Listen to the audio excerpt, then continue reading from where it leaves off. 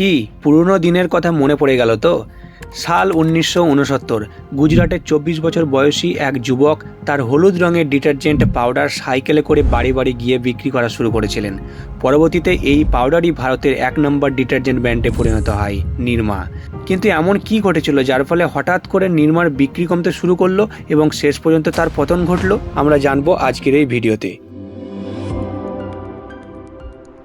এই গল্পের শুরু প্রায় 55 বছর আগে, যখন গুজরাটের কারসনভাই প্যাটেল, যিনি একটি সরকারি দপ্তরে কেমিস্ট হিসেবে কাজ করতেন, বুঝতে পারেন তার বেতন পরিবার চালানোর জন্য যথেষ্ট নয়।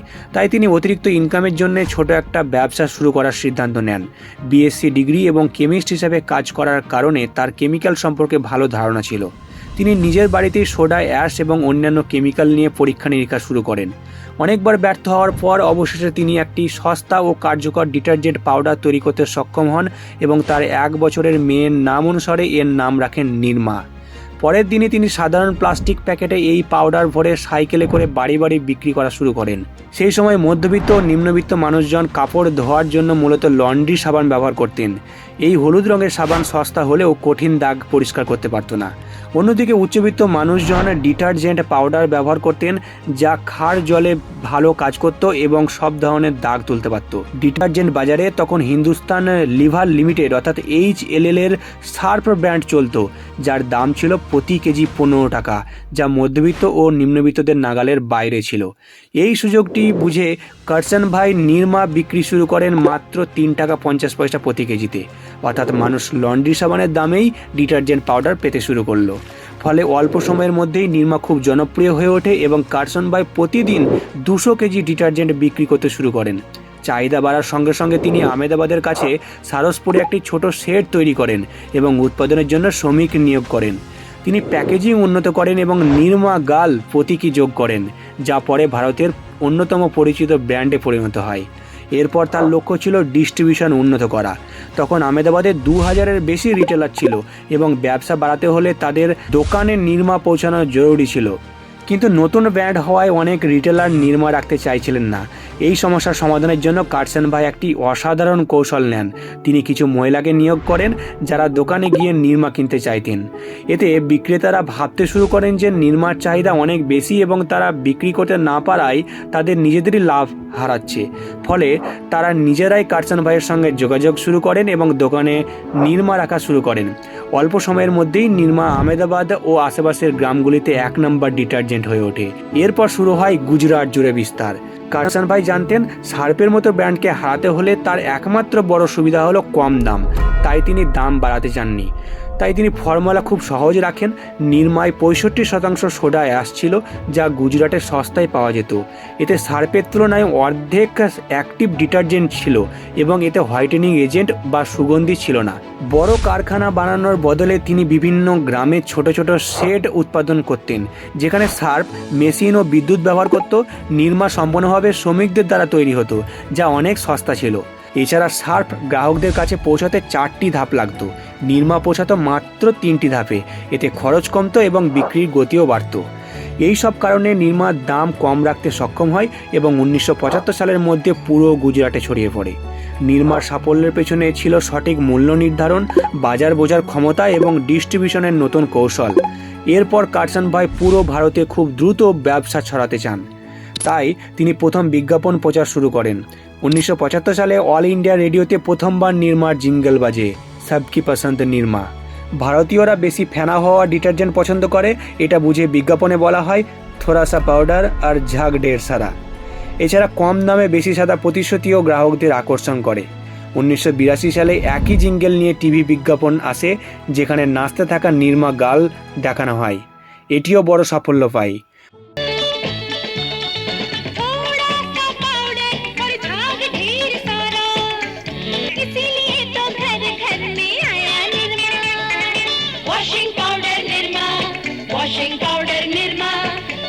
উনিশশো 1977 সালের মধ্যে নিরমা 12% মার্কেট শেয়ার পায় এবং 1985 সালের মধ্যে তা প্রায় 60% হয়ে যায়।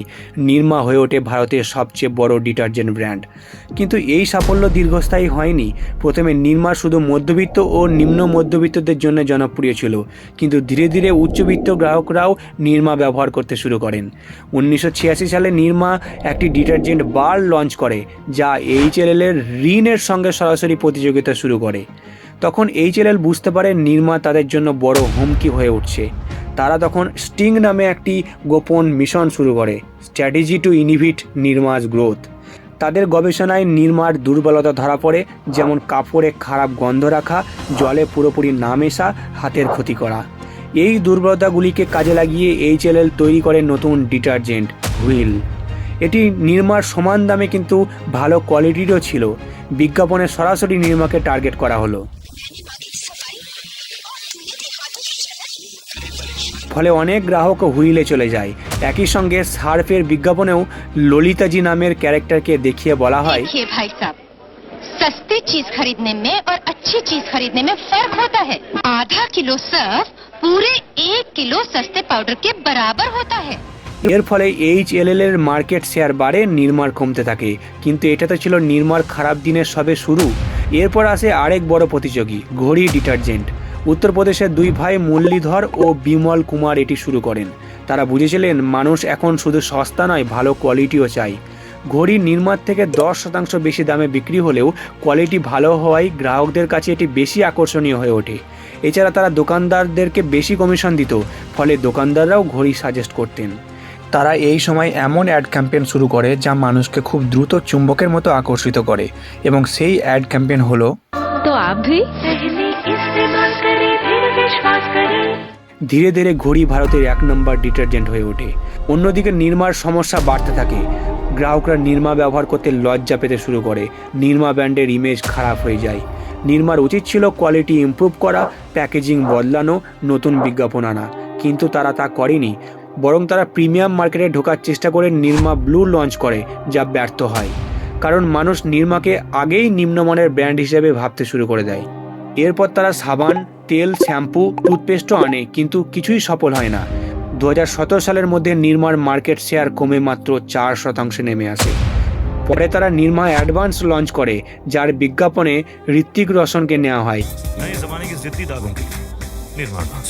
কিন্তু সেটিও সফল হয়নি। তবে তারা সময় মতো সিমেন্ট, সোডা, অ্যাশ ও শিক্ষা ক্ষেত্রে বিনিয়োগ করায় এখনও কোম্পানি টিকে আছে। কিন্তু ডিটারজেন্ট ব্যবসা, যেখান থেকে তাদের সাফল্য শুরু, আজ অনেকটাই হারিয়ে গেছে। নিরমার গল্প আমাদের একটি বড় শিক্ষা দেয়, 1 নম্বর হওয়া আর 1 নম্বর হয়ে থাকা দুটো সম্পূর্ণ আলাদা বিষয়। আপনি যতই বড়ই হন না কেন, যদি আপনি পরিবর্তন না করেন, তাহলে আপনি হারতে শুরু করবেন।